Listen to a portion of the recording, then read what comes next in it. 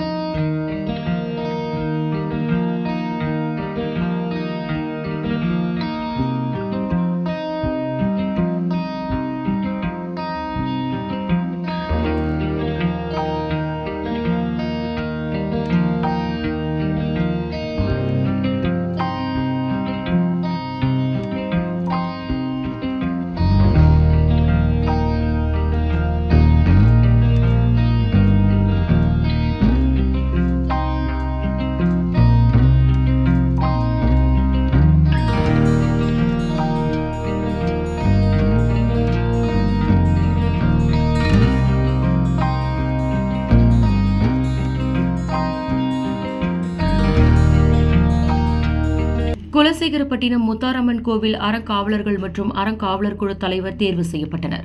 தூத்துக்குடி மாவட்டம் குலசேகரப்பட்டினம் முத்தாரம்மன் கோவில் அறங்காவலர்களாக கண்ணன், ரவீந்திரன், குமரன், கணேசன், மகாராஜன், வெங்கடேஸ்வரி ஆகியோர் பதவியேற்றனர். இந்து சமய அறநிலைத்துறை தூத்துக்குடி உதவி ஆணையர் சங்கர் முன்னிலையில் அறங்காவலர் குழு தலைவராக கண்ணன் போட்டியின்றி தேர்வு செய்யப்பட்டார். இதில் கோவில் நிர்வாக அதிகாரி ராமசுப்பிரமணியன், உள்துறை கண்காணிப்பாளர் வெங்கடேஸ்வரி மற்றும் கோவில் ஆய்வாளர் பகவதி உள்ளிட்டோர் பலர் கலந்து கொண்டனர். மேலும் போட்டியின்றி தேர்வு செய்யப்பட்ட அறங்காவலர் குழு தலைவர் கண்ணனுக்கு மாவட்ட பஞ்சாயத்து தலைவர் பிரம்மசக்தி, உடன்குடி ஒன்றிய செயலாளர் இளங்கோ, பாலசிங், உடன்குடி பேரூராட்சி மன்ற துணைத் தலைவரும் நகராட்சி செயலாளருமான ராஜேஷ், மாவட்ட பிரதிநிதிகள் பலர் நேரில் வாழ்த்து தெரிவித்தனர். உடன்குடி கிறிஸ்டியா நகரம் மேல்நிலைப் பள்ளியில் பென்ஷனர்கள் திருவிழா. அகில பாரத மூத்த குடிமக்கள் மற்றும் ஓய்வூதியர்கள் கூட்டமைப்பின் உடன்குடி வட்டார கிளை சார்பில் ஓய்வூதியர்கள் தின விழா உடன்குடி கிறிஸ்டியா நகரம் மேல்நிலைப் பள்ளியில் நடைபெற்றது. வட்டார தலைவர் சுரேஷ்குமார் தலைமை வகித்தார். செயற்குழு உறுப்பினர் ஆண்ட்ரூஸ் தேவபிச்சை முன்னிலை வகித்தார். துணைத் தலைவர் சிவனாறுமுகம் வரவேற்று பேசினார். மேலும் பொருளாளர் அருணாச்சலம் ஆண்டு வரவு செலவு கணக்கை சமர்ப்பித்தார். மாநில பொருளாளர் ராமசாமி, மாநில பொதுச் செயலாளர் தங்கராசு ஆகியோர் சிறப்புரை வழங்கினர். முடிவில் உடன்குடி வட்டார பொருளாளர் பிரான்சிஸ் சாம் சுந்தர் நன்றியுரை ஆற்றினார்.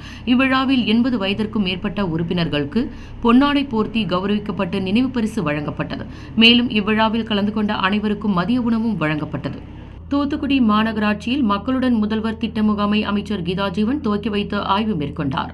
அரசின் திட்டங்கள் மக்களுக்கு எளிதில் கிடைத்திடும் வகையில் தமிழ்நாடு முதலமைச்சர் மு.க. ஸ்டாலினால் உருவாக்கப்பட்ட மக்களுடன் முதல்வர் திட்ட முகாம் தூத்துக்குடி மாநகராட்சியில் துவங்கியது. இதனையொட்டி அறிஞர் அண்ணா திருமண மண்டபத்தில் நடைபெற்ற முகாமை அமைச்சர் கீதாஜீவன் துவக்கி வைத்தார். மேலும் அவர் ஆர்.சி. பொத்தானியா நடுநிலைப்பள்ளி, மில்லர்புரம் செயின்ட் மேரிஸ் ஆண்கள் மேல்நிலைப்பள்ளி, தெர்மல் கேம்ப் மாநகராட்சி துவக்கப்பள்ளி உள்ளிட்ட பகுதிகளில் நடைபெற்ற முகாமினை நேரில் பார்வையிட்டு ஆய்வு மேற்கொண்டார். மேலும் மாவட்ட ஆட்சியர் லட்சுமிபதி, மாவட்ட வருவாய் அலுவலர் அஜய் சீனிவாசன், மாநகராட்சி ஆணையர் தினேஷ்குமார் ஆகியோர் உடனிருந்தனர். அரசியலில் யார் வேண்டுமானாலும் கண்டனம் தெரிவிக்கலாம், ஆனால் அதை எப்படி சொல்கிறோம் என்பதை கருத்தில் கொண்டு பேச வேண்டும் என பாரதிய ஜனதா கட்சி தலைவர் அண்ணாமலை ட்வீட்டிற்கு பாராளுமன்ற உறுப்பினர் கனிமொழி பதிலடி கொடுத்துள்ளார். தூத்துக்குடியில் செய்தியாளர்களை சந்தித்த திமுக நாடாளுமன்ற உறுப்பினர் கனிமொழி கூறுகையில், அரசியலில் கண்டனம் என்பது யார் வேண்டுமானாலும் தெரிவிக்கலாம், சாதாரண ஒன்றுதான் எனவும் அதனை எப்படி சொல்கிறோம் என்பதை கருத்தில் கொண்டு பேச வேண்டும் என பாராளுமன்ற உறுப்பினர் கனிமொழி அண்ணாமலை ட்வீட்டிற்கு பதிலடி கொடுத்துள்ளார். மேலும் தூத்துக்குடி நாடாளுமன்ற தொகுதியில் மீண்டும் போட்டியிடுவது தொடர்பாக தங்கள் கட்சியின் தலைவர் என்ன முடிவு சொல்கிறாரோ அதன்படி செயல்படுவோம் எனவும் திராவிட முன்னேற்றக் கழக நாடாளுமன்ற உறுப்பினர் கனிமொழி தெரிவித்துள்ளார்.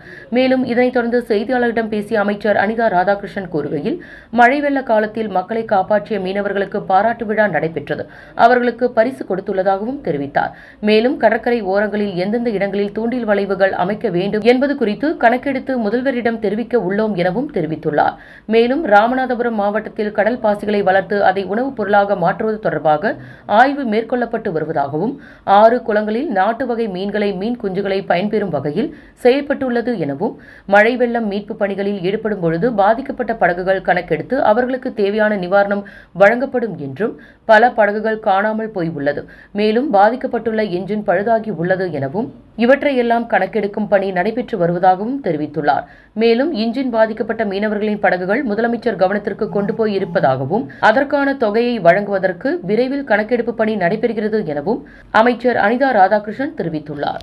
தூத்துக்குடியில் ஆபாச செயலி மூலம் வரவழைத்து 3 பேரிடம் பணம், செல்போன்களை பறித்த 4 சிறார்கள் உட்பட 6 பேரை காவல்துறையினர் கைது செய்தனர். தூத்துக்குடியில் மத்திய அரசு தொழிற்சாலையில் பணிபுரிந்து வரும் 35 வயது நபர் ஓரின சேர்க்கையாளருக்கான ஆண்ட்ராய்டு செயலியில் தனது பெயரை பதிவு செய்துள்ளார். இதனை அடுத்து கடந்த வாரம் அவரிடம் பேசிய கும்பல் தூத்துக்குடி முத்தையாபுரம் காட்டு பகுதிக்கு அவரை வரவழைத்து செல்போன் மற்றும் 1 லட்சம் பணத்தை கூகுள் பே மூலம் பறித்துள்ளனர். இதுகுறித்து தூத்துக்குடி முத்தையாபுரம் காவல் நிலையத்தில் பாதிக்கப்பட்ட நபர் புகார் அளித்துள்ளார். இதுகுறித்து தனிப்படை காவலர்கள் விசாரணை மேற்கொண்டதில் திருப்பூர் விக்னேஷ் நகர் சார்லஸ் மகன் அஸ்வின், முத்தையாபுரம் பகுதியைச் சேர்ந்த சண்முக சுந்தரம் மகன் மகாராஜா என்கின்ற சொல்லான் மற்றும் 16 வயது சிறுவன் ஆகியோர் பணம், நகையை பறித்தது தெரியவந்துள்ளது. இதனை அடுத்து அவர்கள் மூவரையும் காவல்துறையினர் கைது செய்தனர். இதேபோல் தூத்துக்குடி டவுன் பகுதியைச் சேர்ந்த ஒரு வாலிபர் சென்னையில் பணிபுரிந்து வருகின்றார். அவரை இதே ஆப் மூலம் தொடர்பு கொண்ட கும்பல் தூத்துக்குடி கடற்கரை சாலைக்கு வரவழைத்து அவரை தாக்கி செல்போன், பணத்தை பறித்துள்ளது. மேலும் விளாத்திக்குளத்தை சேர்ந்த ஒருவரிடமும் இதேபோல் அந்த கும்பல் பணம் பறித்துள்ளது. இது தொடர்பாக 3 இளம் சிறார்களை தனிப்படை காவலர்கள் கைது செய்து விசாரணை மேற்கொண்டு வருகின்றனர். மேலும் 2 பேரை தேடி வருகின்றனர். தூத்துக்குடியில் பெண் செவிலியர் ஒருவர் கத்தியால் கையை அறுத்து தற்கொலை செய்து கொண்ட சம்பவம் பரபரப்பை ஏற்படுத்தி உள்ளது. இந்நிலையில் இந்த சம்பவம் தொடர்பாக காவல்துறையினர் விசாரணை மேற்கொண்டு வருகின்றனர். தூத்துக்குடி திருச்செந்தூர் சாலையில் உள்ள மத்திய அரசு ஊழியர் காலனியை சேர்ந்தவர் செல்வராஜ். இவரது மகள் குருவம்பாள். இவர் சென்னையில் உள்ள மருத்துவமனையில் வேலை பார்த்து வந்துள்ளார். சொந்த ஊருக்கு வந்தபொழுது சமீபத்தில் அவரை எலி கடித்ததால் உடலில் அலர்ஜி ஏற்பட்டுள்ளது. சிகிச்சை எடுத்தும் அவரது உடல்நிலையில் எந்த முன்னேற்றமும் அடையவில்லை. இதனால் மனவேதனையில் இருந்த அவர் கத்தியால் கையை அறுத்து தற்கொலைக்கு முயன்றுள்ளார். இதனை அடுத்து அவரை அவரது குடும்பத்தினர் தூத்துக்குடி அரசு மருத்துவமனைக்கு கொண்டு சென்றனர். மேலும் வழியிலேயே அவர் உயிரிழந்துள்ளார்.